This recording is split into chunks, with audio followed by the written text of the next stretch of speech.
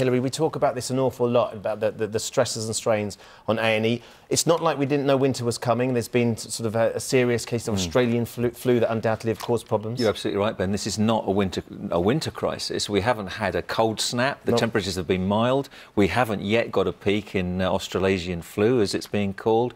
So this is a normal circumstance, a normal winter, and yet this is an unprecedented step that health officials have had to take. Cancelling routine operations, closing down outpatients appointments, cancelling day case procedures, at least till the beginning of February. And this isn't just one hospital, this is every hospital in the country being told to do this. So all those people in pain who are immobile with hip and knee procedures that have been planned are having to wait in pain and not being able to move. And this is crisis management that colleges, the Royal Colleges, have foreseen for years. As Dr. Higginson said, there's been this sustained reduction in resources, pressure on beds, lack of social care. It's no wonder that this has happened, and if we do get a bad flu epidemic this winter, it's only going to get worse. And how much of it do you think is down to the failure of the wider system? You talk there about social care, but also another reason why a lot of people end up at A&E is because, especially at this time of year, they can't get an appointment at their GP, so they feel they've got nowhere else to turn. No, absolutely, and I think as some acute medicine senior doctors have said, we're operating in a third world situation here with people stuck in corridors, people unable to see their GP to say, is this urgent or isn't it? What should I do? There are no alternatives for patients. And actually, you know, the government and society generally in this country has to look at the resources. You know, we've undervalued medical care and nursing care. The staff are doing an amazing job with the resources they have. There just isn't enough to go around to serve the population. We have an increasingly older population.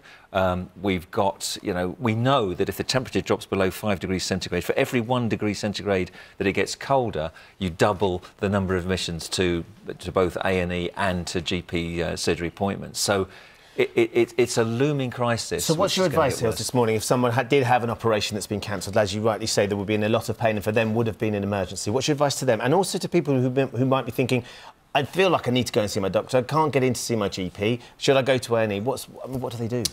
Most GPs will have a triage system so that they have telephone advice if people can't get an appointment that day.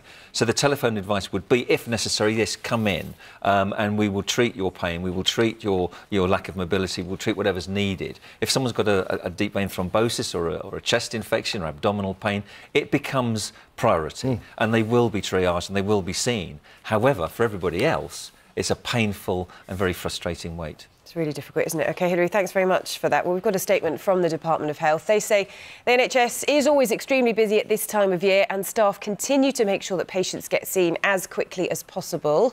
It adds that the NHS was recently ranked as the best and safest healthcare system in the world.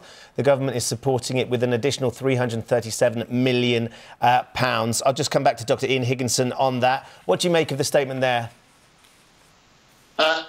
I think it's the sort of statement you would expect. I think it's worth pointing out that this crisis has been a long time coming, and a lot of the management we see is too little too late, really. It needs sustained planning as to how we get ourselves out of this over the years to come.